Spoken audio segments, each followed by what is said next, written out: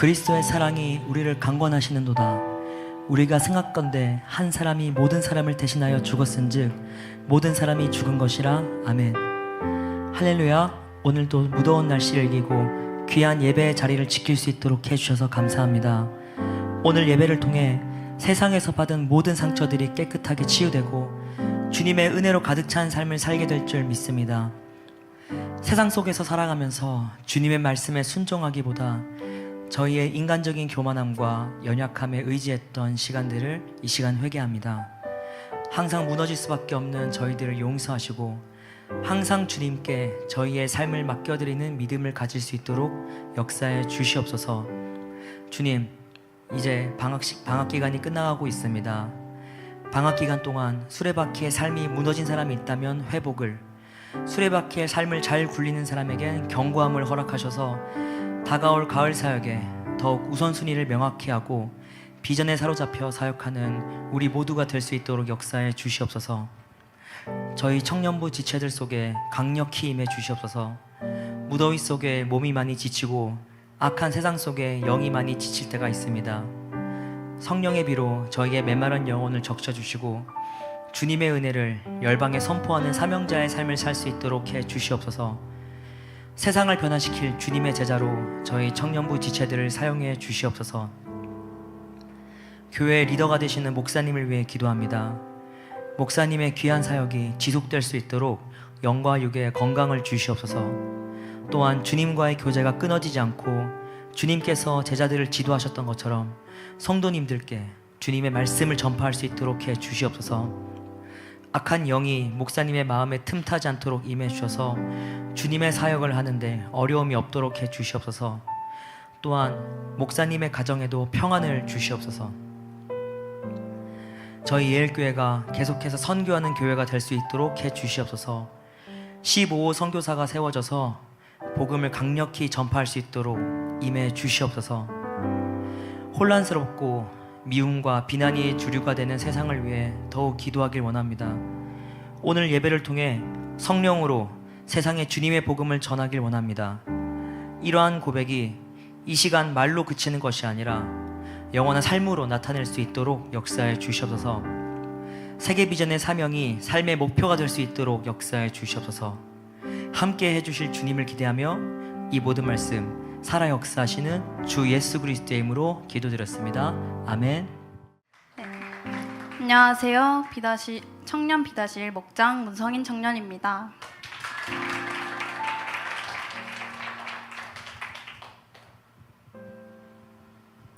저는 기독교 부모님 아래 모태신앙으로 자라와 코로나 시절 공백기가 조금 있었으나 예일교회에 오기 전까지도 교회를 꾸준히 다녔습니다. 다니던 교회가 잘 맞지 않아 정착할 새 교회를 찾던 와중 같은 고등학교 출신인 임동진 친구의 소개를 통해 예일교회를 알게 되었고, 예일교회에는 제가 모르는 양육훈련과 아울리치 프로세스가 존재했습니다. 교회에 다니는 대부분의 성도가 이 프로세스를 거쳤다고 했을 때 의구심이 조금 들었습니다. 조금 무섭기도 했고 제게는 낯설게만 느껴졌기 때문입니다. 그러나 궁금증이 시작한 양육훈련은 저를 영적으로 성장시켜 주었고 하나님을 더 잘 알게 되며 예일교회가 건강한 교회라는 것을 깨닫는 계기가 되었습니다. 올해 상반기였습니다. 150 선교 비전 예배 때 파송 예배를 드리며 많은 청년 청소년들이 필리핀 아울리치를 간다는 사실을 알게 되었습니다. 도대체 아울리치가 무엇이길래 저렇게나 많은 사람들이 자원하는 것인지 의아했습니다. 저는 선교에 대해 비전이 없는 사람이었습니다. 선교는 봉사와 비슷한 개념이라고 생각했고, 가난하고 열악한 환경에서 사는 도움이 필요한 사람들에게 구호 물품을 전달하고 의료 지원을 해주고 교육하는 하나의 자선사업이라고 생각하는데 그쳤습니다.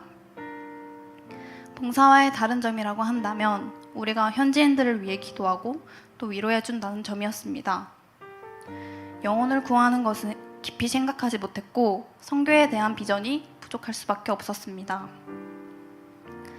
그런데 어느 날 목장 모임 때 목자 언니와 목장 식구가 여름 아울리치를 간다는 소식을 들었습니다.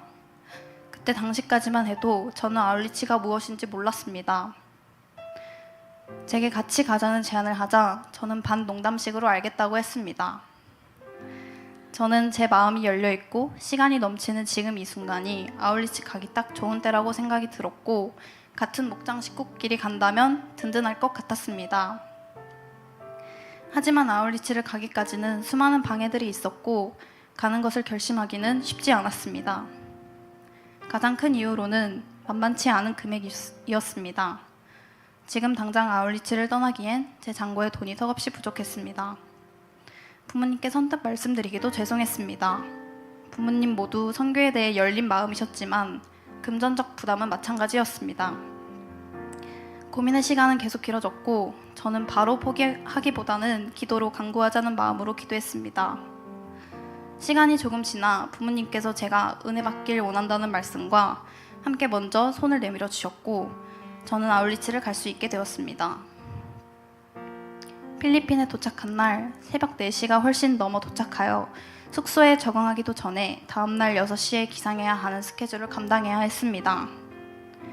잠도 많고 수면에 취약한 제 체질을 고려해 봤을 때 부정적인 생각부터 들었지만 하나님께서 체력에 힘을 더하셔서 피곤과 졸음을 물리쳐낼 수 있었습니다.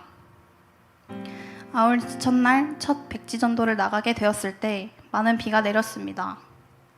저의 첫 전도 대상은 청소년 아이들이었습니다. 당시 아이들은 농구장에서 농구를 하고 있었고 아이들의 장난치는 소리, 비 오는 소리, 또 농구공 소리 등으로 인해 부산스러웠고 전도하는 데 집중이 잘 되지 않았습니다. 그럼에도 꿋꿋이 서툰 언어로 백지 전도를 진행했습니다. 아이들은 영접 기도를 하며 다른 곳을 응시하기도 했고 저의 서툰 따갈로그어를 비웃기도 했습니다. 제가 바라고 기대했던 것과는 달리 영접은커녕 수많은 방해들에 흔들리고 상처받는 제 모습을 보며 자기 연민을 하기 시작했습니다. 전도할 때 사람들이 나를 무시하거나 실패할까 하는 두려움이 생겨났습니다. 그렇게 저는 하나님께 불평불만을 했습니다. 저녁 집회 때 김성곤 목사님의 설교 말씀 중 이런 말씀을 하셨습니다. 믿음이 약한 사람은 두려움이 찾아온다. 믿음의 대적은 두려움이며 하나님은 긍정적인 사람에게 복 주시기를 원하신다. 마치 저를 가리키고 이야기하듯 제 가슴에 비수가 꽂혔습니다. 저는 하나님, 두려움을 쫓아내 주옵소서, 제게 담대한 마음과 강력한 믿음을 부어주소서. 하나님께서는 두려움으로 말미암아 저를 기도하게 만드시며 평안케 하셨습니다. 아울리치는 연합의 기쁨에 대해 깨닫는 계기가 되었습니다. 폭우가 무섭게 내리던 둘째 날, 강이 범람하여 숙소 바로 앞까지 물이 차기 시작했고 숙소에서 급하게 짐을 빼냈습니다. 태어나서 홍수라는 걸 처음 경험해봤습니다. 예배당에서 아침 예배를 드리고 창문 밖을 쳐다보니 아까 짐을 빼내러 갔던 농구장은 이미 성인 남성의 키를 훌쩍 넘고도 남을 정도로 무서운 속도로 물이 차올랐습니다. 이대로는 전도를 못 나가겠다 싶었습니다. 부모님께서도 고립되었다는 소식에 걱정을 많이 하셨지만 이유는 모르겠으나 저는 두렵지 않았습니다. 충분히 위험할 수 있는 상황임을 인지했지만 두렵지는 않았습니다. 그로부터 몇 분 뒤 정전이 되었고 우리는 함께 하나님께 비를 그치게 해달라는 기도를 시작했습니다. 이 시간을 통해 다른 교회 소속, 또 다른 신앙의 깊이, 다른 문화, 다른 언어를 가지고 있지만 함께 하나님 앞에서 한마음 한뜻이 되어 하나가 될 수 있다는 것을 깨달았습니다. 다음 날이 되니 언제 비가 왔냐는 듯 주께서 맑은 날씨를 선사해 주셨습니다. 하나님께서 우리의 연합된 기도를 들어주시고 응답해 주신다는 것을, 또 우리 하나님이 기적의 하나님임을 깨달았습니다. 목요일 마리끼나 현지인들에게 복음을 전하는 과정에서 저는 구원받았습니다. 하나님께서 제 기도에 응답하시듯 거절당할까봐 또 무시할까봐 두려워했던 마음들을 붙잡아 주셨습니다. 마리끼나 지역의 사람들은 선교의 열린 마음으로 우리를 받아들였습니다.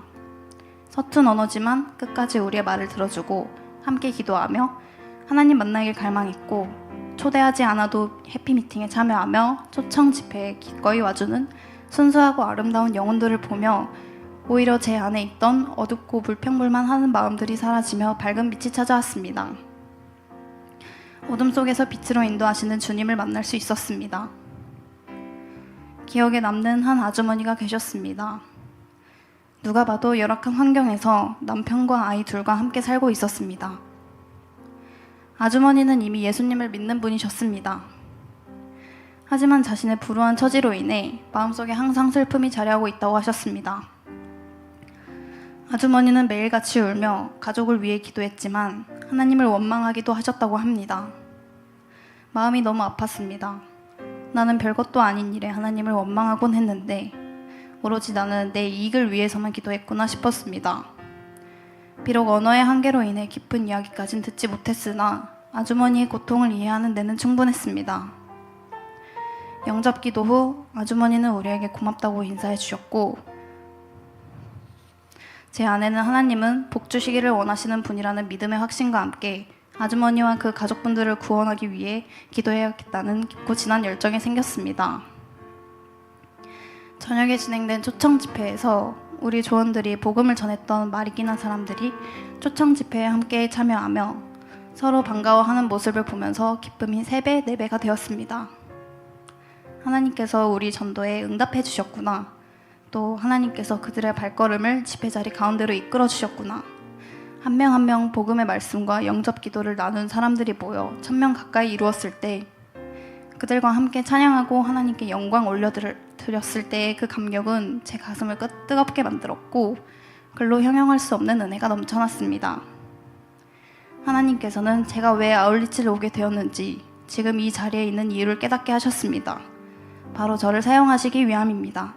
또 저를 새로이 하기 위함입니다. 공식적인 아울리치 기도 제목으론 올리지 못했으나 개인적인 기도 제목으로서 밝고 긍정적인 사람이 되게 해달라고 했었는데 아울리치를 준비하는 과정에서부터 선교하면서까지 변화됨을 느꼈습니다.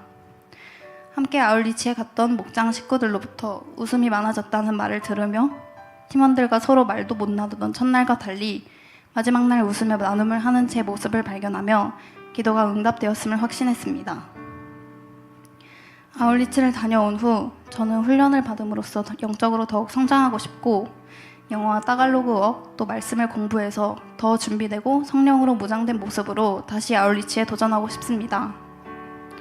또 주께서 제게 보여주실 비전을 찾기 위해 꺼지지 않는 성령의 불과 능력을 받기 위해 끊임없이 기도할 것입니다. 아무나 올 수 없는 아울리치에 불러주시고 부르심 앞에 순종하게 하신 하나님께 감사드립니다. 또 저를 위해 기도해 주시고 응원해 주신 기도짝분들과 비전 앞에 말씀으로 양육해 주시는 목사님 감사합니다. 잘 되고 있습니다. 선교는 사랑입니다. 이 모든 영광 하나님께 올려드립니다. 감사합니다. 자, 우리 하나님 말씀 봅시다. 자, 누가복음 4장 18절, 19절 두 절 말씀을 보겠습니다. 누가복음 4장 18절, 19절. 자, 한 목소리 읽읍시다. 시작.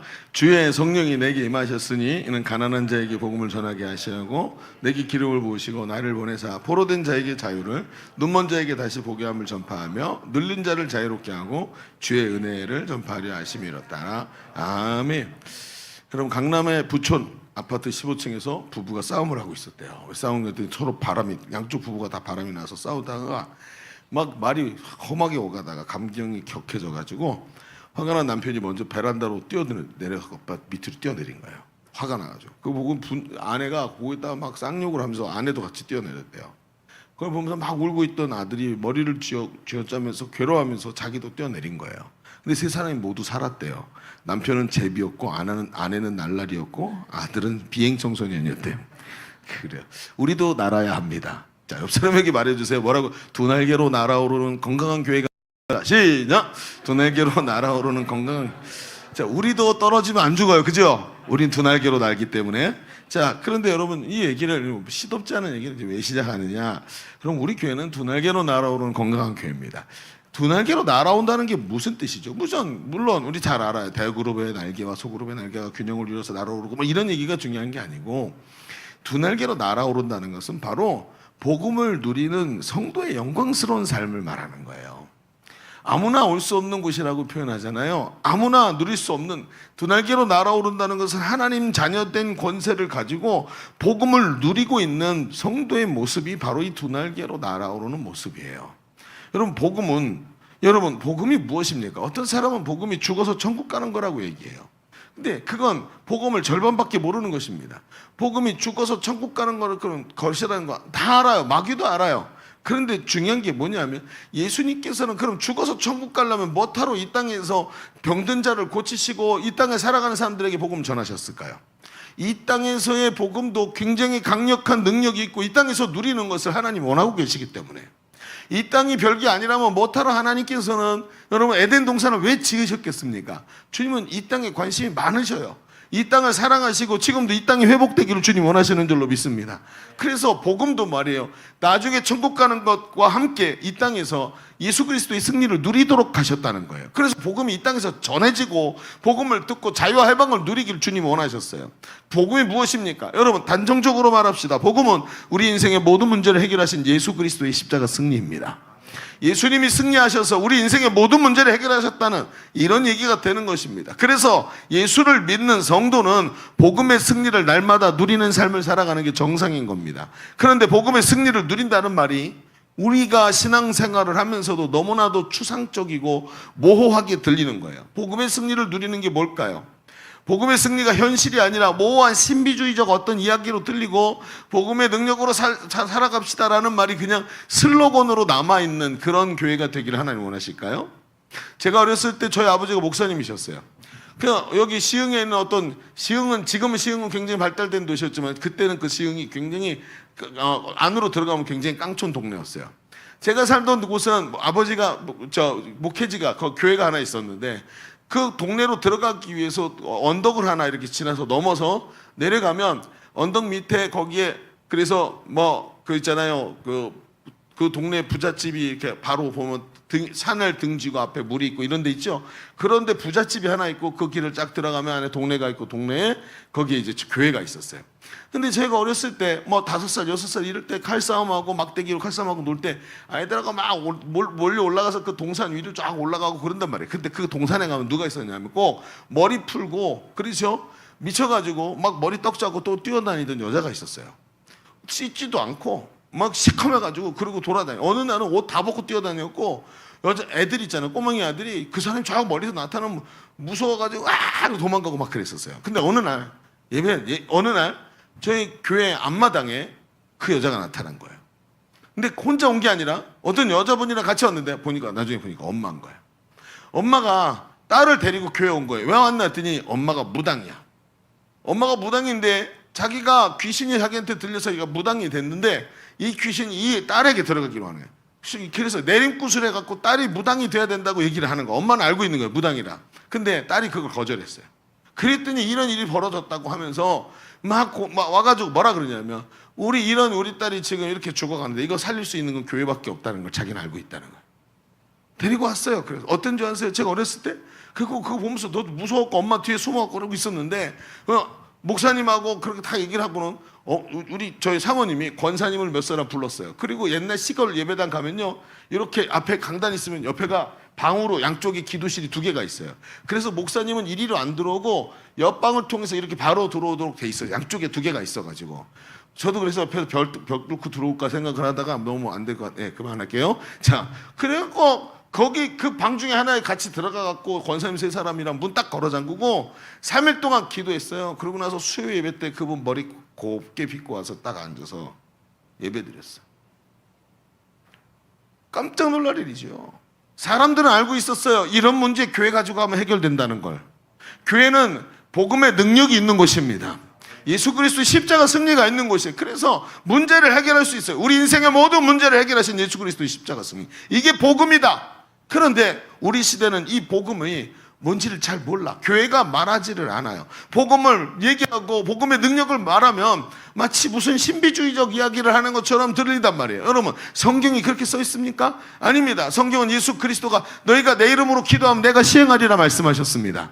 여러분, 아멘이십니까? 예수의 이름을 선포할 때마다 복음의 능력이 나타난다고 성경이 말을 하는 거예요. 여러분, 예수님께서 복음의 승리를 이루셨고 예수 이름으로 구할 때 주시겠고 예수님께서 시행하시겠대요. 베드로는요 그걸 정확하게 우리에게 보여줬어요. 은과 금은 내게 없거냐 내게 있는 것으로 내게 주노니 아무것도 없는데 내게 있대요. 복음이 나한테 있다. 곧 나사렛 예수의 이름으로 명하노니 일어나 걸으라. 예수의 이름으로 명령했더니 그 안전명령을 붙잡고 있던 모든 묶임과 눌림들이 다 깨지고 결박이 풀어지고 예수의 이름으로 승리를 거두는 장면을 베드로가 우리에게 보여주었습니다. 그런데 여러분, 기가 막힌 건 베드로만 그렇게 한 것이 아니라 그 베드로 사건 이후부터 시작해서 모든 사도들과 여러분 오고 오는 모든 교회들이 2000년 동안 모든 역사들이 이것을 증명해내고 있는 거예요. 지금도 복음의 승리가 일어납니다.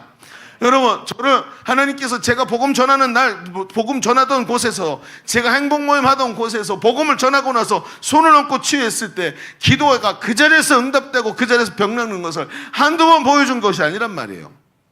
어린아이가 아주 어렸을 때부터 축농증에 시달리던 아이가 코에 손 얹고 기도했을 때 축농증이 그 자리에서 해결되고 콧물이 흐르는 걸 봤단 말이죠. 그리고 그 아이가 지금까지도 축농증에서 해결돼서 코로 숨 쉬고 다닌다고. 지금도 태어날 때부터 손가락이 구부러져 있던 아이가 손가락 붙잡고 기도했더니 기도가 끝나고 나서 손가락을 딱 피는데 기적같이 한 번도 펴보지 못한 각도까지 뒤로 딱 제껴주면서 손가락이 딱 펴지더라는 거예요. 저는 엄마가 거짓말하는 줄 알았어요. 아니에요. 복음엔 능력이 있습니다.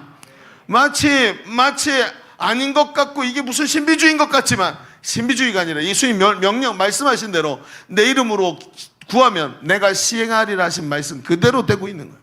오늘 우리에게 십자가 승리를 주시기 위해서 예수님이 오늘 우리 그 안에 들어와 계시고 내가 너희와 영원토록 함께 있으리라 말씀하셨습니다. 아멘입니까? 그게 복음이란 말이에요.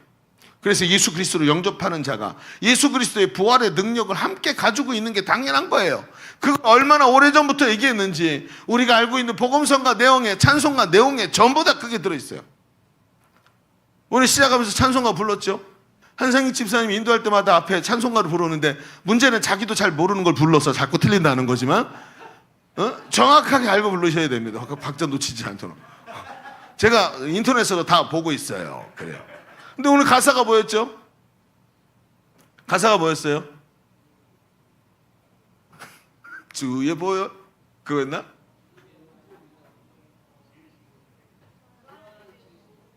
주 하나님 지으신 모든 생 그거였나? 주님의 높고 위대하시면 그거였나? 오늘 그거 아니었는데? 맞았어요? 아 그렇구나. 금요일날 그거 불렀구나. 그래, 금요일날 그래. 내가 헷갈렸어요. 조금 전에 본 거 하도 한상익을 많이 보다 보니까 금요일날 봤는지 주일날 봤는지 헷갈렸어요. 그래. 어쨌든 그렇게 하면서 복음 그 성경 그 찬송 가사들을 보세요. 모두 다 예수 그리스도의 십자가 승리에 대해서 말하고 있어요. 오늘 우리가 이걸 놓쳐서는 안 될 줄로 믿습니다. 불같은 박해 속에서도 엄청난 고난 속에서도 끝까지 이긴 게 뭐예요? 하나님이 주신 복음의 절대 능력 붙잡고 성도들이 승리한 거예요. 오늘도 우리도 쉽지 않은 시대를 살아갑니다. 어떻게 복음의 승리를 누리며 오늘도 복음의 절대 능력으로 승리하는 성도의 삶을 살 수 있을까? 오늘 그런 얘기들을 좀 해봅시다. 오늘은 뭐 첫 번째가 뭐고 두 번째가 뭐 그런 얘기 안 하고 제가 가는 대로 갑시다. 오늘 좀 놀다가 갑시다. 그래요.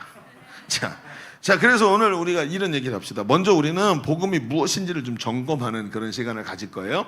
오늘 말씀의 그 내용들을 깊이 좀 같이 하나씩 보면서 말씀의 깊이까지 들어가 봅시다. 자, 오늘 우리가 읽은 말씀은 예수님께서 세례를 받으시고 40일 동안 금식하시고 마귀에게 시험 당하셔서 승리하시고 그리고 나서 공생의 사역이 딱 시작되시는 장면이에요.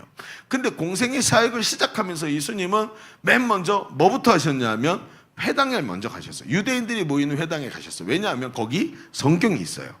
당시에는 우리처럼 뭐 인쇄술이 발달한 게 아니어갖고 성경을 어떻게 했냐면 필사라는 걸 했어요. 한 사람이 여러 사람이 딱 앉아서 붓을 펴놓고 기다리면 한 사람이 읽으면 그 읽는 걸 받아 적으면서 성경을 여러 권으로 복사를 하는 거예요.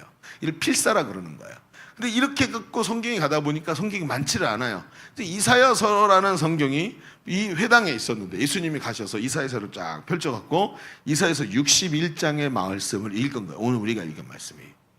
주의 성령이 내게 임하셨으니 이는 나를 보내서 포로된 자에게 자유를 눈먼 자에게 다시 보게 함을 전파하며 눌린 자를 자유롭게 하고 주의 은혜를 선포하게 하려 하심이라 하는 말씀을 예수님이 딱 읽었어요. 그럼 뭐라 그러시냐면 오늘 이 말씀이 예언의 말씀, 몇백 년 전에 쓰여진 이 예언의 말씀이 너희에게 응하였느니라 현실이 되었다. 이 말씀이 누구라는 거예요? 바로 예수님 자신이라는 거예요. 이 메시아에 대한 예언이 오늘 너희 앞에 딱 나타났다. 내가 바로 이 예언의 주인공이다 라고 얘기를 하시면서 공생애를 시작하는 거예요. 그런데 이 이 말씀은 복음의 본질을 너무나도 잘 설명해 주고 있어요. 어떤 얘기를 하고 있냐면 복음이 누구에게 가야 되는가, 복음이 왜 전달돼야 되는가, 그리고 복음을 받은 사람들은 어떻게 되는가 하는 것을 이 말씀이 굉장히 잘 설명해 주고 있다는 거예요. 자, 하나씩 봅시다. 먼저는 오늘 보니까 먼저 나를 보내사 가난한 자에게 복음을 전하게 하시려고 라고 말씀하고 있어요. 여러분, 가난하다는 것은 환경적 가난과 영적 가난이 있어요. 환경적으로 가난한 곳에는 복음이 잘 들어가요. 왜냐하면 복음이 사람들에게 희망을 주고 사람들을 게으름과 운명에 묶여있던 것들을 풀어내기 때문에 그래요. 우리 대한민국은요, 아주 이상한 곳이에요. 많은 선교의 역사를 들여다보면 한국의 초기 선교사가 들어올 때 선교사들이 놀라는 일이 있었어요. 왜냐하면 일반적으로 선교는 어때요? 선교사들이 저기 하나님의 뜻이 있다 그러고 들어가서 복음을 전하죠. 그런데 우리나라는 어땠냐면 한국 사람들이 우리에게도 선교사를 보내주세요 하고 편지를 보냈어요. 미국 선교본부에다가 편지를 보냈어. 그래서 선교사가 오게 돼요. 그 첫 번째 선교사가 아펜젤러와 언더우드란 말이에요. 근데 이게 어떻게 된 일이었냐면 이수정이라는 사람이 있었는데 이 사람이 일본에 가서 복음을 들어요. 복음을 듣고 자기가 구원받고 나서 보니까 이 나라가, 이 복음이 들어가면 이 어둡고 음침한 이 나라가 회복될 것 같은 거예요. 이게 복음이 들어가야 된다. 대한민국에 복음이 필요하다 생각하고 편지를 보내서 아펜젤러하고 언더우드가 오게 돼요. 그래서 지금도 같은 배를 타고 오죠. 그래서 우리나라의 최초의 선교사가 아펜젤러일까요? 언더우드일까요? 모르지요. 누가 먼저 발을 디뎠는지 알 수가 없잖아. 그래갖고 감리교에서는 아펜젤러가 최초의 선교사라 그러고 장로교에서는 언더우드가 최초의 선교사라 그래요. 그런데 알만한 사람들은 이렇게 말해요. 그게 아니다. 아펜젤러의 아내였던 사모님이 최초의 선교사다. 왜? 이 레이디 제가 먼저 내렸을 테니까. 그렇게 얘기를 해요. 그렇게 얘기를 하면서 아펜젤러 이렇게 한 거예요. 그래서 뭐라 그랬냐면 아펜젤러 선교사 사모님이 이렇게 첫 발을 내디디면서 뭐라고 말했는지 아세요? 으차! 라고 말했대요. 그래, 미안해요. 에이씨. 자, 그래가지고 선교사들이 처음 들어왔어요. 근데 더 웃긴 건 뭐냐면 처음 들어와가지고 놀란 게 뭐냐면 이미 성경이 한글로 가지고 있는 거야. 이게 한국이었어요. 중국 성경을 이미 자기들이 이 복음이 이렇게 좋은 걸 알고 자기들이 먼저 성경을 번역을 해놨어. 자기 번역해놓고도 이게 무슨 말인지 잘 몰라서 도움이 필요한 거예요. 나중에 민족의 선각자들은 복음이 나라를 바꾼다고 확실하게 믿었어요. 김구 선생 같은 경우는 뭐라고 얘기했냐면 경찰서를 10개 짓느니 차라리 교회를 하나 더 세워라 이렇게 말할 정도였어요. 교회가 사람들의 무지를 깨뜨렸어요. 교회가 사람들의 우매함을 깨뜨렸어요. 그 정도란 말이에요. 지금도 있잖아요. 여러분 마포삼렬이라는 선교사가 있었어요. 마포삼렬. 미국 사람인데 이게 이름이 마페 사무엘이에요. 한국으로 오면서 한국 사람 발음하기 좋도록 이름을 마포삼렬이라고 바꾼 거예요. 근데 이분의 손주가 아직까지 살아 있어요. 얼마 전에 제가 이제 이 다큐멘터리를 봤는데 이분의 손주가 그래서 우리나라 기독교 방송에서 찾아가서 인터뷰를 한 거예요. 마페 사무엘 선교사님의 기억나는 게 있냐고요. 이렇게 말해요. 자기가 어렸을 때 할아버지랑 같이 평양에 있었대요. 근데 그 개화기 때 평양에 있었는데 이때 사람들이 밤이고 낮이고 막 응급 환자를 싣고 쫓아온다는 거예요. 그래서 뭔가 하고 보면 어머님 사람들이 위궤양이 나죠. 위궤양의 특징이 뭐예요? 머리가 아플까요?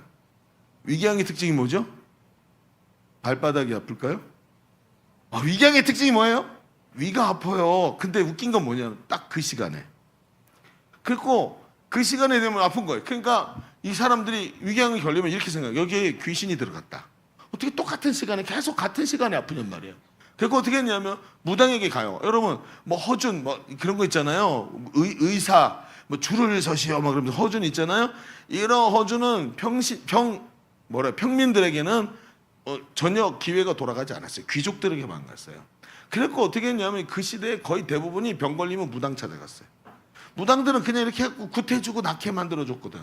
그러니까 여기도 그렇지 하고 갔는데 가서 보니까 뭐예요? 여기 귀신이 있다는 거예요. 그래서 어떻게 했냐면 이 귀신 쫓아낸다고 이만큼 긴 짝대기 끝에다가 손뭉치를 묻혀갖고 목구멍에 집어넣어. 그리고 위까지 내려갔고 위에 있는 귀신을 그걸로 쳐서 쫓아낸다고 집어넣는 거예요. 왜냐하면 어떨까요? 식도를 통해서 여기까지 위까지 들어갔으니까 얼마나 괴로워. 감이 안 와요? 여러분 위 내시경 깨어서 한번 해보세요. 나중에 정확하게 알게 될 거예요. 저는 수면 내시경만 해요. 여러분 한번 깨어서 한번 해보세요. 정확하게 이거구나 알게 될 거예요. 근데 딱 지나갔으니까 막 괴로우니까 막 저기 하니까 여기서 또 부러진 거야.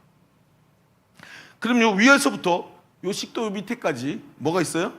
목구멍 밑에까지 막대기가 들어가 있는 거예요. 그러니까 아파하고 고통스러워하니까 이 사람이 막 괴로워하고 하니까 손가락 넣어도 끊을 수가 없잖아요. 그럼 어떻게 하는지 아세요?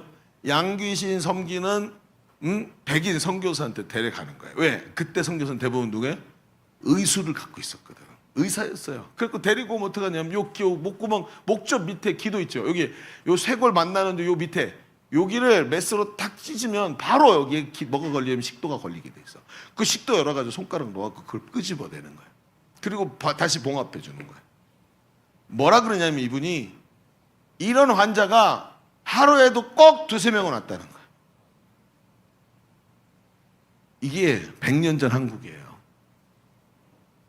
반만년의 찬란한 문화 역사 같은 소리하고 앉아있네. 어둠이 창궐해가지고 말이죠. 무당들 쫓아다니면서 살지 죽을 줄 몰랐고 돌아다니던 게 이 100년 전 이 대한민국의 모습이란 말이에요. 이게 복음이 들어와가지고 사람들의 어둠을 몰아내고 사람들의 눈을 열고 사주팔자 운명에 매여있던 사람들을 깨우쳐서 자신의 인생을 개척하게 만들고 하나님의 은혜를 구하게 만든 것이 복음이었습니다. 할렐루야. 여러분 이걸 우리가 알고 있어야 돼요. 대한민국 건국 후에 전쟁이 일어났죠. 전쟁의 폐허 속에서도 복음이 앞장서서 사람들에게 할 수 있다고 용기를 불어넣어줬고 교회 목사님들이 일어나자고 말을 했고 복음의 긍정적인 메시지들로 사람들의 우매함을 깨우치고 무당이나 쫓아가던 사람들에게 용기를 불어넣어서 자기 운명을 딛고 일어나게 만들었어요. 지금도 있잖아요. 지금도 가난한 자에게 복음이 전해지는 것입니다. 지금도 하나님 내가 지금 주님의 도우심이 필요합니다라고 심령이 가난한 자는 복이 있나니 천국이 저희 것이며 이런 사람들이 천국을 받는 거고 예수 그리스도의 은혜를 누리게 되는 거예요. 그 당시 여러분 한번 생각해 보세요. 새마을 운동하고 막 이러면서 뭐 했는지 아세요? 박정희 대통령이 여러분 뭐 했냐면 동네마다 다 있는 선앙당 무당 섬기는 집 전부 끄집어내갖고 미아리로 다 갖다가 다 몰아넣은 거예요. 왜? 이것들이 있으니까 사람들이 우매하면서 벗어나질 않고 이게 종교 지도자 역할을 해갖고 사람들을 전부 다 미신에 빠지게 만들어. 그러니까 사주팔자 운명에 매어서 매일같이 노예 생활하도록 만들어놓는. 그런데 여러분 알고 계시죠? 여러분 지금 홍대 앞에 가면 타로 점집만 14개가 한눈에 보이는데 한눈에 14개가 보인대. 젊은이들이 그 가게세 비싼데 14개가 성업을 하고 있으니까 그게 되는 거 아니에요? 젊은이들이 그거 보러 가갖고 거기에 사로잡혀 살고 있는 거예요. 그럼 우리 마지막 시대, 우리 시대 대한민국에 복음이 필요한 줄로 믿습니다. 저들에게 누가 복음 전하겠습니까? 목사님 같이 여기 머리카락 숱도 없는 꼰대들이 못 전해요. 걔네들 안 들어. 누가 전해야 돼요? 여러분이 해야 되는 거예요. 그게 여러분 사명이에요. 지금도 복음은 가난한 자들을 일으키고 있습니다. 베트남, 캄보디아, 아프리카 등 가난에 짓눌려 있던 나라들이 복음을 듣고 일어나고 선교사가 들어가는 곳곳마다 사람들이 운명을 딛고 일어나는 거예요. 그게 복음이에요. 그래서 지금도 있잖아요. 제3세계에 있는 많은 나라들이 복음이 들어가고 선교사가 들어가면 아이들이 변해요. 제가 캄보디아에 갔는데 캄보디아에 갔더니 캄보디아에 비극이 있었죠. 크메르루주 사건이요. 크메르루주군이 수많은 사람을 죽였는데 인구의 3분의 1을 학살해버렸어요. 그리고 나서 전쟁한다고 사방에다가 지뢰를 심어놨어. 청년 애들이 나가서 일한다고 들판에 나가 일하다가 지뢰 밟고 터졌고 다리가 날아가 버리고 이런 애들이 한둘이 아닌 거예요. 그러니까 여러분 젊은 애가 다리가 날아가서 집에 혼자 누워있는데 뭘 하겠어요. 여러분 운명에 사로잡혀서 이렇게 죽는 게 차라리 낫겠다고 그냥 좌절에 빠져 있는데 선교사님들이 어떻게 해요? 복음을 들고 들어가서 아이들의 마음속에 복음을 넣었더니 예수 그리스도가 빛으로 살아나신 거예요. 그러니까 어둠에 있던 아이들이 뭐 하는지 아세요? 바깥으로 나가요. 한 발로 기어서라도 바깥에 나가고 나무를 해갖고 와서 칼로 나무를 깎아갖고 뭐 하는지 아세요? 자기 다리에다 대고 묶어. 희망이 들어가니까 자기 다리에다 대고 목발을 묶어가지고요. 서가지고 두 발로 서가지고 미용 기술을 배우고 있는 거예요. 제가 캄보디아 가서 눈으로 똑똑히 그게 복음이에요. 우리 시대 복음이 필요합니다. 복음이 살아나야 되는 거예요. 그런가 하면 영적으로 가난한 사람이 있죠. 우리가 잘 알듯이 사마리아 수가성 여인은 영혼이 피폐한 사람이었어요. 이 시대 여인은 인생과 팔자가 남편에 의해서 결정됐어요. 남편 좋은 사람 만나면 인생이 바뀌는 거예요. 결혼을 했는데 자신의 마음속에 공허함이 사라지지가 않는 거예요. 남편을 얻으면 될 줄 알았는데 남자가 자기의 마음에 이걸 채워주지를 못하는 거예요. 이 공허함을 채워줄 줄 알았는데 아니야. 그래서 바꿨어요. 해줄 줄 알았는데 아니에요. 또 바꿨어. 5번이나 바꿨어. 그런데 그 어느 누구도 자신의 영혼의 공허함을 메꿔주지 못하는 거예요. 이 여인은 영적으로 가난한 사람이었어요. 구멍이 뻥 뚫려서 이 공허함이 채워지지 않는 영적으로 가난한 사람. 그런데 예수님이 이 여인을 찾아가셨어요. 이 여인이 우물가에서 예수님을 만났고 예수님과 불과 몇 분밖에 이야기를 나누지 않았는데 이 영혼에 뚫려있던 이 구멍이 꽉 메꿔지기 시작하더니 예수 그리스도로 채워지는 거예요. 여자가 말합니다. 보라, 내가 행한 모든 일을 말한 그 사람이 메시아가 아니냐. 내가 나의 구세주, 그리스도라는 말이 구세주인데 나의 구원자를 만났다. 예수님을 만나고 나서 자신 안에 예수 그리스도가 들어오시니까 이 영혼이, 복음이 이 영혼에 뚫려있던 공허한 구멍들을 메꾸기 시작한 것입니다. 그리고 그 메꿔지기 시작하면서 자기 안에 있는 예수 그리스도를 다른 사람에게 전하기 시작하는 거예요. 여러분, 지금 세상에는 가난한 사람이 넘쳐나고 있어요. 타락해가는 젊은이들을 보십시오. 결혼하지 아니하고 동거만 하면서 결혼 아예 안 하겠대요. 때가 되면 파트너 바꾸고 또 파트너 바꿔가면서 자기 욕망 채우겠다는, 여러분, 이 사마리아 수가성 여인과 똑같은 생각을 하는 아이들이 우리 주변에 널려 있지 않습니까? 결혼하지 않고 동거만 하겠다고. 어느 날 네가 더 이상 나의 행복을 채워주지 못하면 나는 바꾸겠다는 거예요. 이런 엄청난 일들이 우리 삶에 지금 일어나고 있습니다. 극단적 사회 분위기가 말해주고 있는 게 무엇입니까? 사람들이 자기의 공허함이 채워지지 않으니까 분노로 가득 차고 극단적 자리에 가게 되지 않습니까? 사람의 영혼이 가난해지니까 얼마나 그 가난함 속에서, 공허함 속에 지금도 헤매고 있는지가 보이는 거예요. 여러분, 지금 이 대한민국 사회에는 가난한 자를 회복시키는 복음의 역사가 필요한 줄로 믿습니다. 예수 그리스도가 이 가난한 자를 부욕해 하신대요. 두 번째로 오늘 이 말씀에 보니까 포로된 자를 자유케 하신다 그랬어요. 예수님이 나를 보내사 포로된 자를 자유케 하신다 그랬어요. 포로된다는 것은 자기가 원하지 않게 사로잡혀서 자신의 힘으로는 그 상태를 빠져나올 수 없는 것이 포로입니다. 그리고 포로 되었기 때문에 시키는 대로 해야만 되는 거예요. 나는 하기 싫어. 근데 포로이기 때문에 해야 돼요. 여러분, 내가 이렇게 하면 내 삶이 망가지는데 포로이기 때문에 시키는 대로 하는 거예요. 이게 포로입니다. 여러분, 미움에 포로된 자 너무너무 많죠.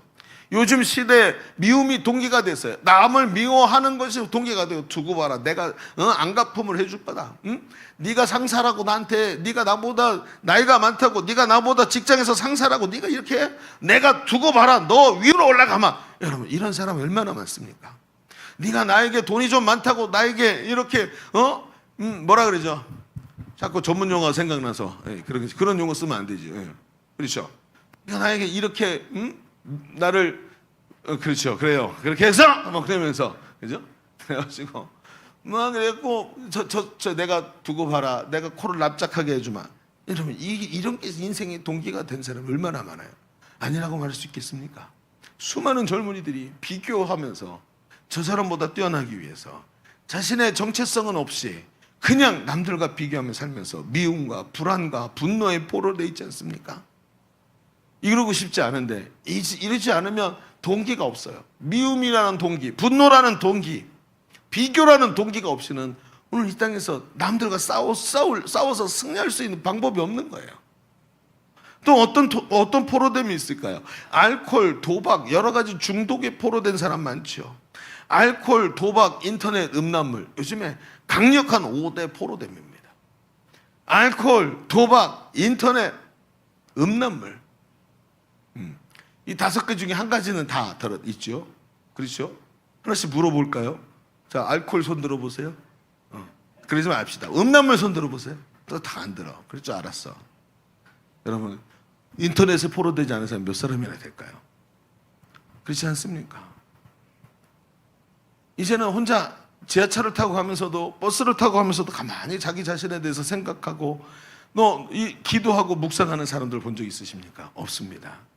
지하철 타보십시오. 모두 핸드폰에 사로잡혀서 내 생각은 없는데 남의 이야기를 듣고 그게 내 생각이라고 착각하고 살죠. 그리고 수많은 잡념들이 모여서 만들어진 자의식을 가지고 가장 소중하고 고결한 것이라고 생각을 해요. 어디서 들어왔는지도 알지 못하는 것을 가득 들어가지고 이것에 포로돼 가지고 살아갑니다. 여러분 지금도 있잖아요. 강원랜드에 가면 제일 성업하는 게 뭔지 아세요? 강원랜드 말고 제일 성업하는 것 중에 하나가 그것 중에 하나가 찜질방이래요. 찜질방이 꽉 차 있다 사람들이.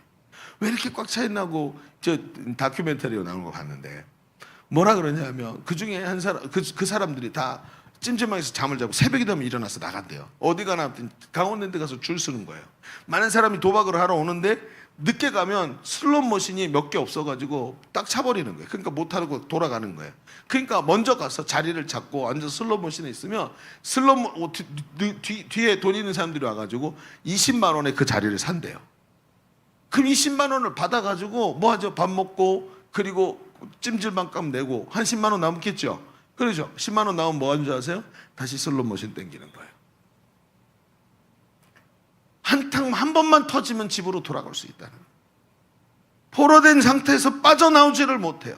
쾌락, 즐거움, 음란, 포로된 결박에서 빠져나오지 못해. 이러면 안 되는 거 알고 있는데 포로되었기 때문에 자기 힘으로 탈출이 안 되는 거예요. 예전에 우리 교회 새가족이 한 사람이 왔습니다. 초청주일날 왔는데 새가족 성김이가 같이 붙었겠죠.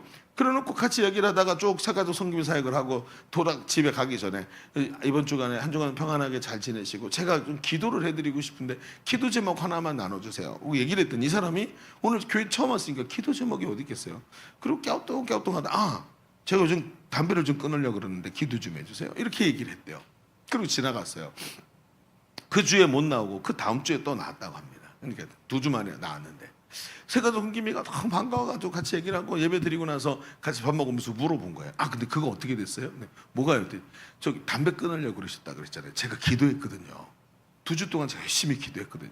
근데 이 새가족이 깜짝 놀랐어요. 밥 먹다 말고 가만히 이렇게 쳐다보면서 그래서 그랬구나 이렇게 말을 하는 거예요. 그래서 왜요? 그랬더니 이상하게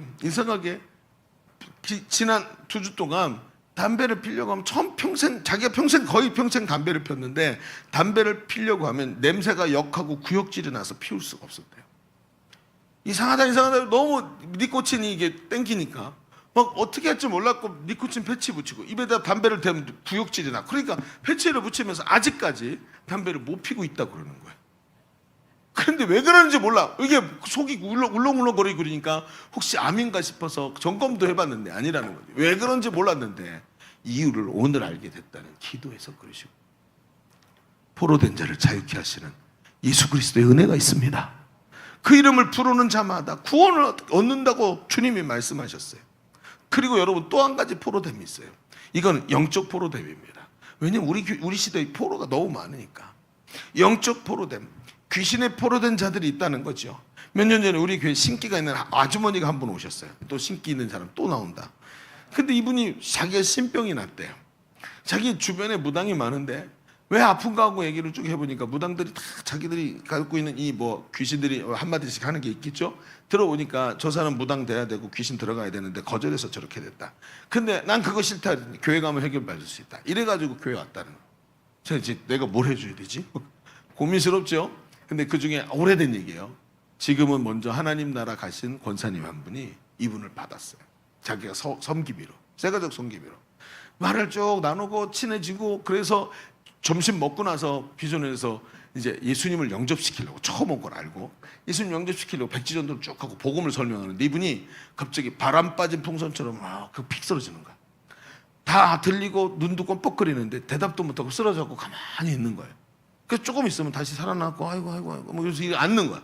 그래서 아이고 힘나냐고 정신이 돌아오냐 그러고 또 복음을 설명하면 픽 쓰러지는 거야. 이분이 가만히 이제 이해가 된 거야. 이건 맞구나. 역사하는구나. 그래놓고 자기 목장 식구들한테 기도해달라고 지금 이런 일이 일어난다고 하고 이분을 데리고 요 위에 있는 잠옷실 조그만 방에 가서 같이 앉은 거예요. 문 딱 걸어 잠그고 둘이 앉아갖고 복음을 설명하는데 이분이 어떻게 됐을까요? 옆으로 픽 쓰러졌어요. 어떻게 했을까요? 이분도 옆으로 누워서 설명을 하는 거예요. 복음. 정신이 있으니까. 그 또 정신 차리고 앉으면 또 앉고 또 하고 픽 쓰러지고. 그래갖고 점심 먹고 나서 1시부터 시작하고 3시 예배 때까지 2시간을 그걸 한 거예요. 2시간 내내 이분에게 복음 설명하고 한마디 한마디 사랑의 주 예수님 나는 죄인입니다. 그럼 픽 쓰러지고. 그럼 또 기다렸다가 자 따라하세요. 또 사랑의 예수님 저는 죄인입니다. 픽 쓰러지고. 그렇게 끝까지 예수님을 자기가 영접하게 만든 거예요. 근데 기가 막힌 일이 났어요. 이상한 일이 났어요. 영접 기도를 하고 나서 이분의 상태가 갑자기 바뀌는 거예요. 호전되기 시작하고 영적으로 눈빛이 바뀌고 사람의 영혼이 깨끗해지고 있는 게 자꾸 보이기 시작하는 거예요. 그러면 어떻게 됐는지 아세요? 이 2부 예배 때 예배를 제대로 못 드리고 거기서 눈 감고 있던 분이 오후 3시 예배 때 딱 와서 눈을 크게 뜨고 앉아서 말씀을 들었어요. 그날. 여러분 그분을 붙잡고 있던 영적 묶임이 주 예수의 이름으로 떠나간 줄로 믿습니다. 우린 이런 일들을 많이 봤단 말이죠. 예수 그리스도가 포로된 자를 자유케 하시는 것을. 여러분 그 다음에 보니까 오늘 말씀에 눈먼 자를 보게 하신다 그랬어요. 여러분 눈먼 자가 무엇일까요? 소경, 거지, 바디메오 기억나십니까? 어려서부터 소경으로 태어나서 세상을 한 번도 본 적이 없습니다. 인생의 의미를 못 찾고 나는 그냥 뭐죠? 나는 그냥 이대로 거지로 살아가는 눈이 안 보이는 장애인이구나 하고 자기 자신을 체념하고 평생을 살았어요. 여러분 이것밖에 할 수 있는 게 없어요. 여러분 우리 시대에도 소경, 거지, 바디메오가 너무 많아요. 그 귀하고 아름답고 멋진 것들이 하나님 주신 은혜가 많은데 오직 돈과 성공에 눈이 멀어서 이것만이 나의 인생의 근본이라고 생각합니다. 돈과 성공 이것만이 나의 인생을 끌어주고 나를 행복하게 해줄 수 있다고 생각하고 모든 인생을 몽땅 연필이 될 때까지 스펙 쌓고 돈 버는 일에다 갖다 바쳐요. 그 많은 시간 세상 쾌락 즐기고 돈 쓰는 일에다가 초점 맞추고 남들처럼 살고 싶어서 영적 눈이 닫혀버리고 오직 육체와 겉모습만을 위해서 살아가는 사람. 그러니까 여러분 어때요? 눈이 떴다고 생각되지만 자기는 알고 있다고 말하지만 영적으로 묶여있는 사람이 되는 거예요. 눈먼 자가 되는 거예요. 우리 시대를 여러분 바라보십시오. 얼마 전에 제가 이런 뉴스를 네이버 뉴스를 봤는데 어떤 등산로에서 요즘에는 커피를 유명 등산로는 들어가는 입구부터 막 커피 파는 사람도 있죠. 근데 요즘에는 다 무인 판매로 바뀌었다 그러대요. 그래갖고 그냥 뚝 이렇게 커피 이렇게 해놓고 뚜껑 이렇게 아이스박스 뚜껑 열면 캔커피 있고 옆에 바구니 있어서 거기다 돈 넣고 자기가 받고 가고. 뭐 한국 사람도 좀 이상해졌어요. 수입잡으로 다녀도 될 것 같아요. 물론 쇠고랑은 차겠지만 자 그리고 근데 이런 상황 바로 전에. 이런 요즘에 문화잖아요. 무인 판매가 문화인데 그 전에 등산로에 아주머니들이 앉아서 커피를 팔았었대요. 근데 그 아주머니들이 왜 거기 앉아 있냐면 실제적으로 거기서 지나가는 노인들한테 매춘을 하고 있는 거였대요. 내려오는 사람들한테 매춘을 하고 있었다는 거죠. 그게 적발이 된 거예요. 그래서 뉴스가 됐어요. 당국에서 조사를 하고 그것이 만약 사실이면 법적으로 처벌하겠다고 했어요. 매춘은 불법이니까. 그런데 그 기사의 베스트 댓글이 제 눈에 들어왔어요. 가장 많은 사람이 좋아요를 누리고 대댓글을 단 그 글이 봤는데 그래서 한번 봤는데 그 댓글을 쓴 사람이 이렇게 말했어요. 지금 사회 제도를 막 비판하면 자본주의의 문제다 아마 이러면서 노인 인구가 늘어나는데 복지 정책이 잘 안 돼 있어서 그렇다 그러면서 뭐라 그러냐면 오히려 처벌하지 말고 저 여자 노인들이 나이 드신 사람들이 일하기도 힘들고 그런데 그러지 말고 저걸 합법화해서 세금을 내게 해라. 매춘을 합법화해서 세금을 내게 해라. 여러분 어디 동네 개가 짖나하고 딱 꺼버리면 되는데 그게 베스트 댓글이었어요. 많은 사람이 좋아요를 눌렀어요. 많은 사람이 그 말에 공감을 했어요. 여러분 보십시오. 인본주의와 인권의 눈이 멀어서 먹고 사는 것보다 더 중요한 게 있는데 그 영의 눈이 머니까 사람들의 이야기를 듣고 그게 마치 뭔가 깨어있는 사람의 이야기처럼 들리는 이 어두운 시대. 마치 그게 길인 것처럼 눈먼 자들이 그 길을 쫓아가도록 만들어놓은 그 시대의 모습을 보십시오. 여러분 우리 교회에서 훈련을 받고 수련하는 사람들의 간증을 들어보세요. 이전에 자신이 세상 가치만 보던 눈이 열리고 인생을 다른 눈으로 보게 되었다는 이야기를 하지 않습니까? 오늘 간증한 자매도 보십시오. 모태신앙이에요. 모태신앙의 별명이 뭐죠? 모태신앙. 아무것도 못해. 모태신앙 아닙니까? 기도도 못해, 전도도 못해, 아무것도 못해. 그런데 저 잘 알죠. 왜? 제가 모태신앙이니까. 목사 아들로 태어나서 평생 그렇게 살았으니까. 근데 진정으로 복음을 깨닫고 복음이 무엇인지 그리스도가 왜 오셨는지 깊이 깨닫고 나니까 인생이 바뀌더라는 거예요. 자신의 인생이 속용되어서 오직 세상 가치만 따라가는 인생이었다고 고백할 수밖에 없게 되는 거예요. 왜? 눈이 열렸으니까. 그리고 마땅히 볼 걸 보아야 할 것을 보게 되었으니까. 여러분, 복음은 병들어 있는 눈을 열어 진리를 보게 하고 참된 것을 보게 만드는 것입니다. 병들어 있는 우리 세대에 정말 참된 이 세대를 고칠 것은 예수님의 십자가 복음인 줄로 믿습니다. 여러분, 마지막으로 눌린 자가 뭘까요? 눌린 자. 눌렸다는 말을 요즘 말로 바꾸니까 스트레스가 되는 것 같아요. 인생이 얼마나 바쁜지 생각할 수도 없고 매일 수많은 일에 시달리면서 살아가죠. 그러다 보니까 자기 자신이 누구인지 잊어버리게 돼요. 육체적으로, 심리적으로, 영적으로 눌리는데 계속해서 존재감이 약하다 보니까 인생에 늘 무거운 문제 때문에 공황장애도 오고 압박이 오고 강박이 오고 여러 가지 내면적인 고통이 찾아오는 겁니다. 그래서 여러분, 신앙생활 제대로 하면 내면의 강박이 사라질 줄로 믿습니다.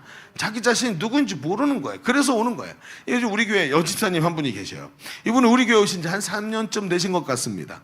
근데 우리 교회 전도자가 이분을 길거리에서 만났어요. 그때 이분은 오래된 공황장애와 우울증에 5년째 시달리고 계신 분이었어요. 얼마나 심했는지 이 강박증 때문에 바깥에 나가면 보도블록을 지나가다가 이렇게 장애인 보도블록 이런 게 있잖아요. 노란색으로 된 거. 그걸 건너가야 되는데 건너가질 못하는 거예요. 강박증에 걸리잖아요. 이걸 건너가면 죽을 것 같은 심장의 압박이 느껴져요. 저는 전혀 이런 걸 경험해 본 적이 없었어요. 근데 인생에 딱 한 번 너무 쓰다가 죽을 뻔했어요. 저도 숨이 꽉 막히더라고요. 무슨 얘기하는지 알겠다. 딱 한 번 경험해 봤어요. 전혀 이해할 수 없었는데 한 번 경험을 하고 나니까 알겠더라고요. 여러분도 한 번씩 경험해 보세요. 그래요. 제가 만들어 드릴까요? 500원씩만 내세요. 만들어 보고. 이게 진짜 압박 강력해요. 진짜 강해요. 숨이 안 쉬어져요. 이분도 그랬던 거예요. 야, 그래, 이 얼마나 강한지. 이분이요, 안방과 화장실 외에는 움직이질 않아요. 하루 종일 안방하고 화장실만 왔다 갔다. 그리고 모든 걸 잊어버리는 TV를 보는 거예요. 여러분, 가정이 어땠을까요? 말할 수 없는 우울감과 자괴감, 살아서 뭐하나 하는 생각, 죽고 싶다는 생각이 매일 들어오는 거예요. 그런데 이분이 어느 날 가족들 다 출근하고 집에 혼자 있는데 약을 받으러 병원에 가야 되는 거예요. 약이 벌써 다 됐고 그것도 미루고 약을 못 먹었어요. 그러니까 더 심해진 거죠. 나가야 되겠다고 나가서 병원을 가려고 그랬는데 딱 밖에 나갔는데 움직이지 못해. 강박증 때문에 길거리 한가운데서 발을 못 대고 있는 거예요. 벌벌벌 떨면서 땀이 뻘뻘 나면서. 그리고 있는데 그때 누굴 만났냐면 우리 교회 전도자 강모애진 권사님을 만난 거예요. 이분이 실제로. 그분이 지나가다가 아이고 안녕하세요 하고 말을 거는데 이분이 완전히 벌벌벌 떨면서 사로잡혀 있는 거죠. 아이고 왜 그러시냐 그랬더니 자초지종으로 내가 이렇게 몸이 아픈데 병원에 가서 약을 받으러 나왔는데 지금 이렇게 움직일 수가 없다고 나를 좀 안내해달라고 내 팔을 붙잡아주고 데려가면 나 걸어갈 수 있다. 팔을 붙잡고 해가지고 이분이 전도하기를 딱 내려놓고 이분을 데리고 병원에 갔다가 다 일 보고 집에 데려다 주고 앉혀놓고 복음을 설명을 했어요.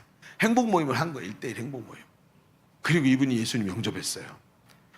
그 다음 주에도 또, 그 다음 달에도 또 그랬고 복음을 여러 번 듣고는 초청주일날 우리 교회 왔는데 자기 발로 걸어서 예배당에 오면은 우리 예배당 들어오기 굉장히 힘들죠. 장애물 투성이에요. 그렇죠? 제 주차장에 이렇게 올라오는 것도 힘들지. 주차장 올라왔는데 또 계단에서 죽도록 힘들게 올라왔는데 또 계단 타고 내려와야 돼. 게다가 예배당 문 앞에 와서 다 왔다 했는데 밑에 발에 탁 걸려고 탁 넘어지고. 참 희한한 건물이에요. 근데 여기 오는데 자기 발로 아무의 도움도 없이 혼자 걸어온 거예요. 제가 말하는 와서 하는 말이 기적이라고. 저는 그게 무슨 뜻인지 몰랐어요. 내가 여기까지 걸어올 수 있었던 게 기적이라고 얘기를 하는 거예요. 이게 그 말이었어요. 그리고는 우리 교회 등록하고 행복 모임에 계속 나오다가 어느 날 이제 회복 캠프에 오게 됐어요. 이번 돌아오는 토요일날 회복 캠프 하죠. 회복 캠프에 오게 된 거예요. 아마 그날 같이 있었던 분들 계시죠. 제가 이 말 하는 거 들은 분 계실 거예요. 회복 캠프에 왔어요. 왔는데 다시 심해진 거예요. 다시 심해져 갖고 저 문 앞에서 거기 들어오지 못하고 그 앞에 서 있는 거예요. 턱이만큼 있다고. 턱이 요거 때문에 올라서야 되는데 못 올라서서 저기서 가만히 서갖고 이렇게 있는 거예요. 제가 왜 가만히 서 계시지? 다시 심해진 거예요. 그리고 옆에서 안내를 받았고 들어왔고 여기 앉았어. 여기 앉아서 하루 종일 말씀을 듣는데 십자가 영상 보면서 눈물이 뚝뚝 떨어지시고 그러면서 하루 종일 말씀을 듣고 마지막 기도 시간에 기도를 쫙 하시는 거예요. 뭐 기도를 선포하는데 이분이 기도를 할 줄 알겠어요? 그냥 따라 하는 거죠. 그러면서 눈물을 흘리면서 하나님 앞에 자기 아픔을 막 토로하는데 하다가 제가 안수하는 시간 있잖아요. 안수 기도하면서 탁 손을 딱 얹어서 안수 기도를 해줘. 이분이 갑자기 붙잡고 있던 모든 게 터져 나온 거예요. 막 눈물을 흘리면서 기도를 하시는 거예요. 그리고 끝났어요. 마지막에 끝나면 이제 다는 못하지만 소감 발표하도록 마이크를 넘겨줘요. 그분이 자기가 해보고 싶다고 말하고 싶다고 나왔어요. 나오더니 뭐라 그러냐면 그냥 이분이 이게 얘한 질병이 있다 보니까 말이 이렇게 분명하지가 않아요. 그런데 그 이야기를 쭉 얘기해 보면 이런 얘기예요. 자기가 오늘 여기 오는데 공황장애가 심해져서 들어오지도 못했다. 앉았는데 참 힘들게 첫 교시, 두 번째 교시, 세 번째 교시 듣는데 점점 마음에 감동이 오더라. 그러다가 마지막에 목사님 기도하면서 안수를 해주시는데 5년 동안 여기에 돌덩이 같은 게 들어있었는데 이 돌덩이 같은 게 갑자기 안수 받는 순간 꽝 하고 떨어지더라. 그러더니 자기가 지금 5년 만에 처음으로 이 홀가분한 마음으로 마치 오랫동안 목욕도 못하고 피곤한 사람이 사우나를 쫙 갖고 나온 것처럼 심령이 시원하고 지금 즉시 이 자리에서 공황장애 우울증이 사라졌다. 할렐루야. 이렇게 말하는 거예요. 이걸 이분이 어떻게 알았을까요? 하루 종일 예수 그리스도가 내 마음에 들어와 계시다고 내 안에 계시다고 얘기하면서 그걸 정확하게 예수 그리스도를 자기 안에 받아들이더니 그날로 5년이나 괴롭히던 공황장애 우울증이 떠나버리고 신앙생활한 지 1년 만에 마음에 있던 두려움이 다 사라지고 이 사람이요 요즘에는 복음 전하겠다고 전도팀에 들어와서 노천 카페 사요. 그래요. 사람이 외모도 바뀌고 얼굴도 바뀌고 눈빛도 바뀌고 전 처음에 70대인 줄 알았어요. 60대 초반이시더라. 다시 딱 정리를 하고 딱 나타났는데 이분이 10년은 젊어지셔서 나타나는 거예요. 심령이 새로워지니까. 할렐루야. 심령이 새로워질지어다. 네. 한상기 심령이 새로워질지어다. 10년은 젊어 보여요. 이창수 10년은 젊어질지어다. 그래요. 10년 젊어져야죠. 그리고 나서 나타나는데 너무너무 감사한 이야기들을 계속 얘기하시는 거예요. 여러분 잘 들어보십시오. 그리고 나서는 오늘 말씀에 34절, 이제 9절을 읽어볼까요? 19절을 읽어볼까요? 자, 19절. 19절 보여주세요. 방송실. 예, 그래요. 방심하고 있었군요. 자, 19절. 지금 저 원고대로 안 가가지고 지금 정신 없을 거예요. 19절 같이 읽어볼게요. 시작. 주의 은혜의 해를 전파하게 하려 하심이라 하였더라. 여러분 주의 은혜의 해. 이스라엘 백성은요 50년마다 희년이라는 게 돌아오게 돼 있어요. 그래서 50년마다 한 번씩 우리가 윤년 돌아오듯이 희년이 돌아와요. 근데 희년이 되면 어떤 기쁠 희자를 쓰는데 희년이 되면 종되었던 자가 다시 자유를 얻고 포로됐던 자가 집으로 돌아가고 빼앗겼던 토지가 다시 돌아가는 거예요. 왜냐하면 하나님께서 이스라엘 백성에게 가나안 땅을 주시면서 여호수아를 통해서 가나안 땅을 다 분배해서 주셨잖아요. 그때 처음 상태로 돌아가는 거예요. 저는 이게 중요한 게 뭐냐면 자본주의에 이런 개념이 있으면 자본주의는 절대 문제가 안 생겨요. 리셋 버튼이 있는 거예요. 희년. 아무리 돈이 없어서 아들을 노예로 뺏겼어요. 근데 희년이 되잖아요. 그럼 딱 버튼이 눌러주고 그게 버튼이 뭐냐면 희년에 나팔을 분다 그래요. 나팔 소리가 딱 들리면 그러면 빼앗겼던 아들이 다시 어머니 품으로 돌아오는 해방과 자유를 경험하는 빼앗겼던 토지가 다시 본래 주인에게로 가는 거예요. 이게 희년이에요. 주의 은혜의 해라 그래요. 오늘 예수님이 뭐라는지 아세요? 모든 사로잡혔던 자, 묶였던 자 다 하나님이 자유케 하신대요. 예수 그리스도가 그 마음 안에 들어가실 때 할렐루야. 그게 바로 복음의 절대 능력을 누리는 길이라는 거예요. 그런데 이 예수 그리스도가 이 안에 어떻게 들어가신대요? 보니까 성경에 보니까 요한복음 1장 12절에 이렇게 말하고 있어요. 영접하는 자, 곧 그 이름을 믿는 자들에게 하나님의 자녀가 되는 권세를 주셨으니 누구든지 그 이름을 부르는 자마다 구원을 얻게 하신 줄로 믿습니다. 지금도 말이죠. 예수님 우리 안에 계세요. 그 예수님을 영접하고 이 안에 빛으로 들어와 계셔서 여기 있다 저기 있다 할 것이 아니라 너희 안에 있는 일 하면서 여기를 성전 삼고 우리 안에 들어와 계신다고 성경이 말하고 있어요. 지금도 우리 안에 예수님 계시는 줄로 믿습니다.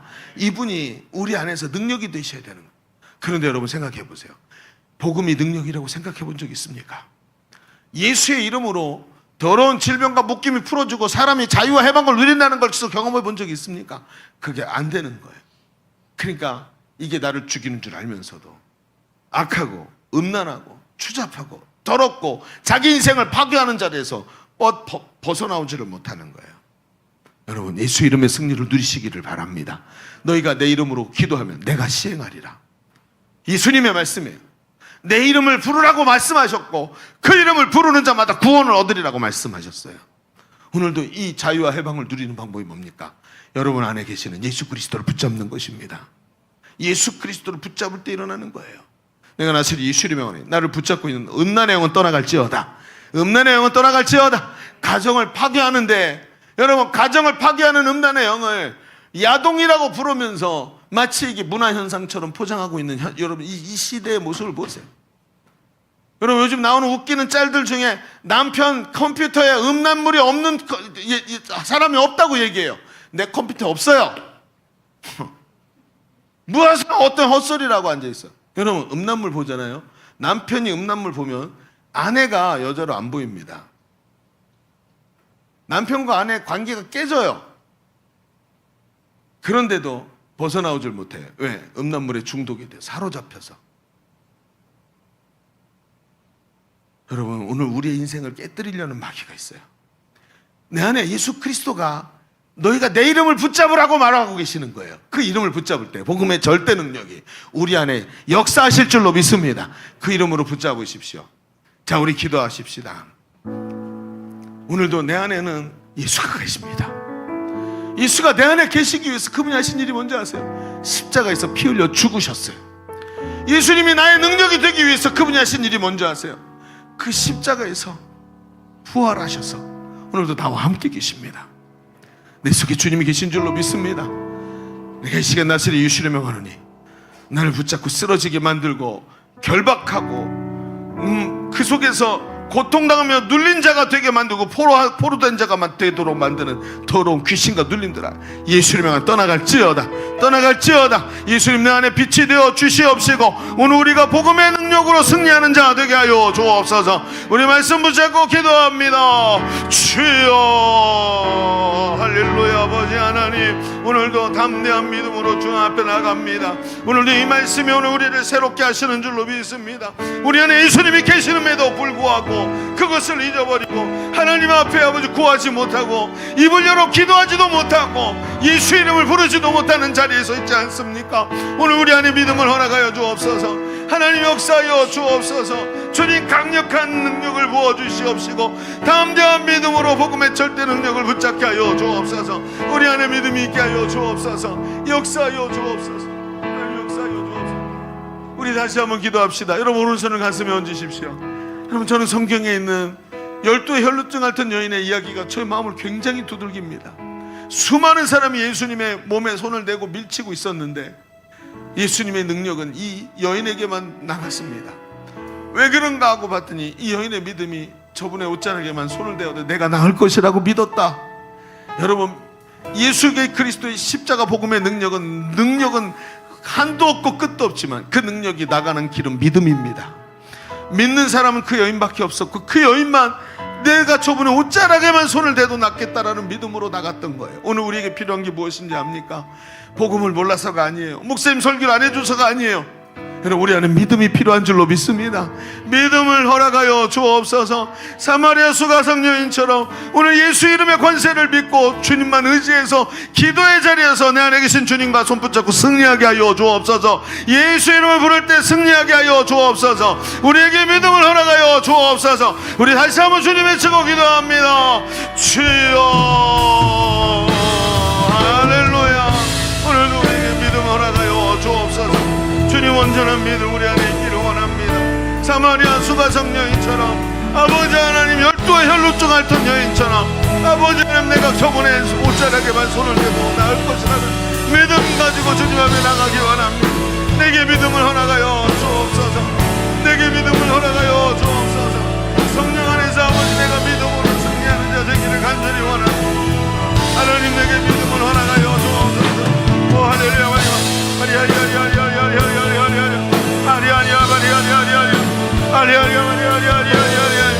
오늘 내 안에 아버지 하나님 역사여 그리스도 이름의 승리를 믿고 예수 그리스도가 나와 함께 하시는 걸 믿고 포로된 자에게 자유를, 눌린 자에게 다시 보게 함을 전파하며 주의 은혜를 선포하시는 주님을 오늘도 우리가 체험하게 하여 주옵소서. 복음의 절대 능력으로 승리하게 하여 주옵소서. 죽어가는 자들이 살아나게 하여 주시옵시고 능력 행하게 하여 주시옵시고 오늘도 살아계신 주님과 함께 귀한 역사가 우리 가운데 넘치게 하여 주옵소서. 할렐루야 할렐루야. 주님 담대한 믿음 우리에게 부어주시기를 간절히 원합니다. 성령 안에서 아버지 승리할 수 있는 주님 도와주옵소서.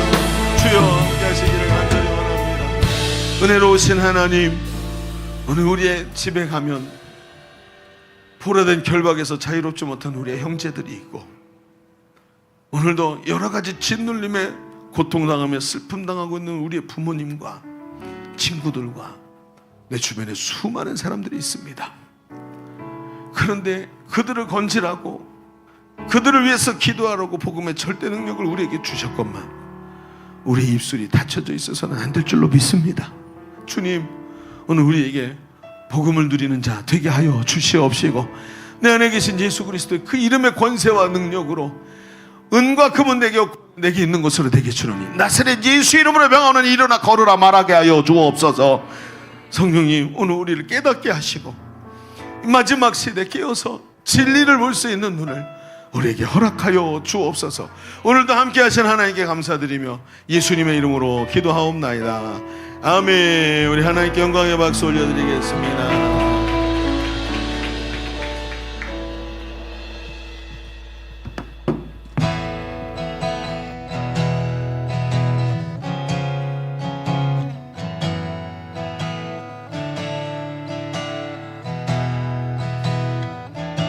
주 안에 우린 하나, 주 안에 우린 하나, 모습은 달라도 예수님 한 분만 알아내. 사랑과 선행으로 서로를 격려해 따스함으로 보듬어가니 주님 우리 안에 함께 하시니 형제자매의 기쁨과 슬픔 느끼네. 내 안에 있는 주님 모습 보네. 그는 기뻐하시네.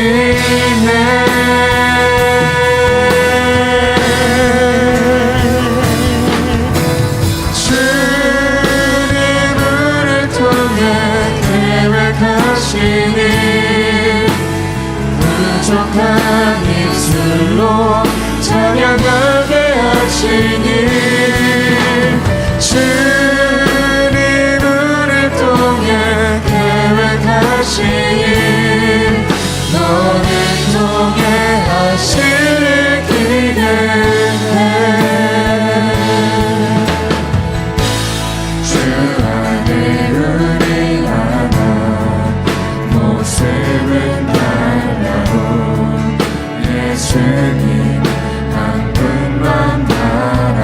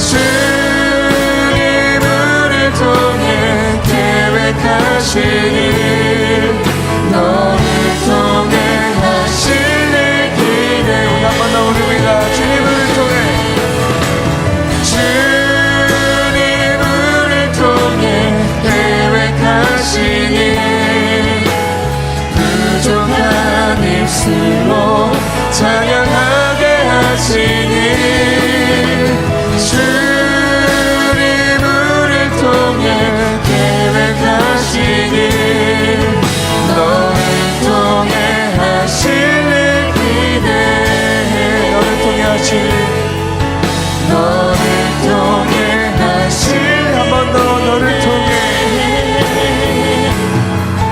너를 통해 하실 일 기대해 오늘 영광을 주님께 올려드립니다. 할렐루야. 자, 우리 드려진 예물을 위해서 기도하겠습니다. 하나님 감사합니다. 귀한 날 주시어서 이렇게 주의 은혜 가운데 채워주시고 예배하게 하시니 감사합니다. 오늘 주신 말씀 붙잡고 복음의 절대 능력으로 승리하는 우리 젊은이들의 삶이 되게 하여 주옵소서. 오늘도 귀한 예물 하나님께 올려드리며 하나님 앞에 예배 드렸사오니 하나님 우리의 예물을 받아 주옵소서. 왕 대신 하나님께 올려드렸사오니 주여 주님 받으시고 우리의 삶의 주인 되시어서 주의 통치가 우리 삶에 임하게 하여 주옵소서. 오늘도 돌아가는 발걸음 지켜주시고 한 주간도 성령이 함께 하시어서 능력 있게 하시는 귀한 시간 되게 하여 주옵소서. 특별히 오늘 함께 우리 등록카드를 제출하고 우리 한 가족이 된 우리 김주원 형제 축복하여 주시옵시고 교회 잘 정착해서 한 가족이 되어서 이 험한 세상에서 함께 세워가며 승리하는 귀한 주의 자녀 되게 하여 주옵소서. 하나님께 감사드리며 이제는 우리 구주 예수 그리스도의 은혜와 아버지 하나님의 지극하시고 만극하신 사랑하심과 성령님이 내주하시고 교통하시고 함께 하시는 은혜가 오늘 모여 예배하는 모든 젊은이들 머리 위에 우리의 삶의 현장 위에 주님의 몸된 교회 위에 이제로부터 영원토록 함께 계시기를 간절히 축원하옵나이다. 아멘.